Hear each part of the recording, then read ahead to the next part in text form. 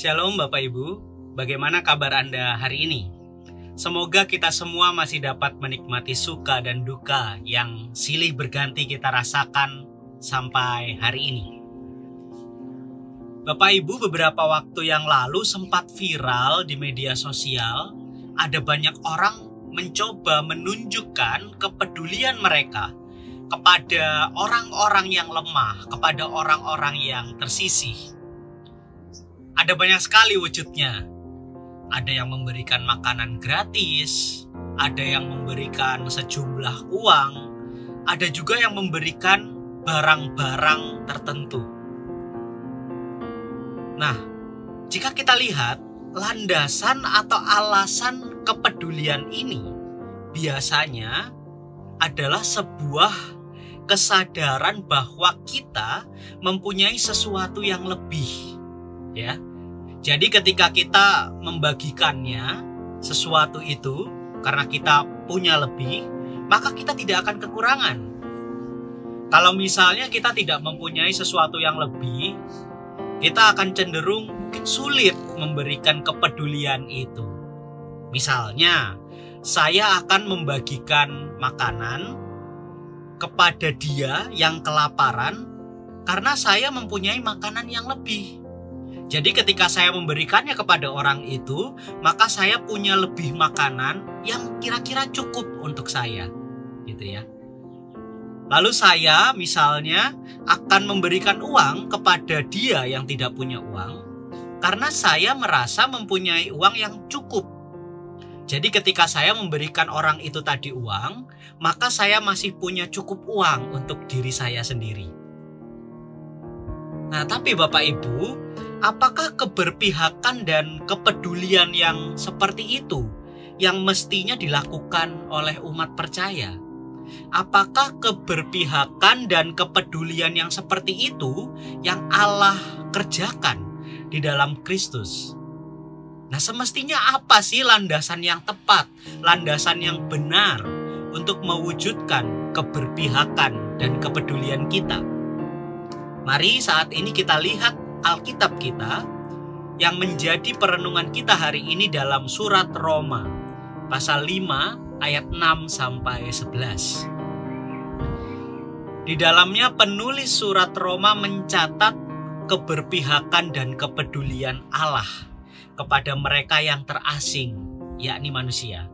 Mari kita perhatikan ayat ke-6 Bapak Ibu.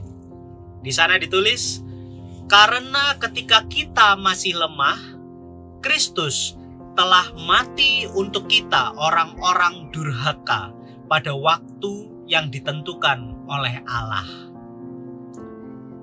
Ya, dalam teks itu terlihat jelas bahwa Allah menunjukkan cintanya kepada kita, kepada manusia yang lemah.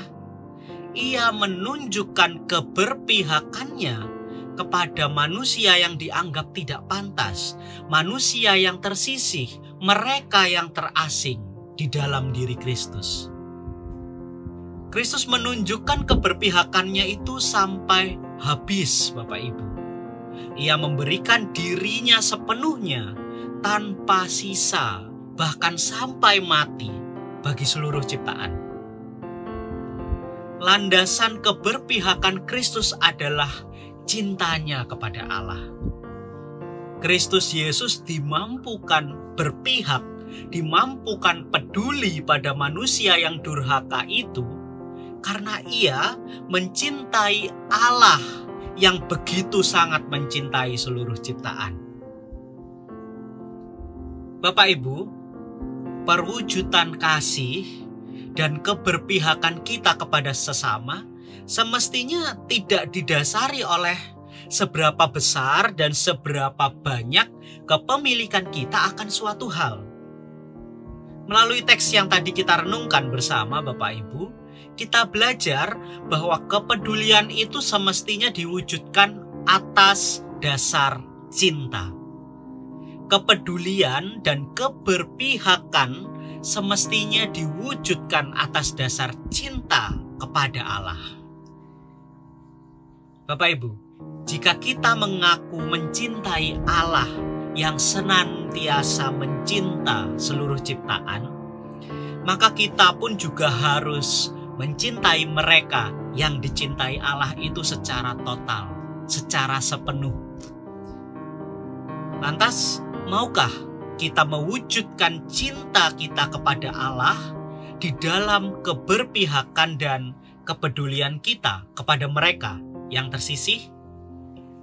Mari kita berdoa. Ya Allah Sang Cinta, tolong bantulah kami memihak mereka yang terasing. Tolong bantulah kami memberikan kasih kami kepada mereka yang tersisih dan tak dianggap. Tolong bantulah kami melihat Engkau di dalam diri sesama kami. Amin.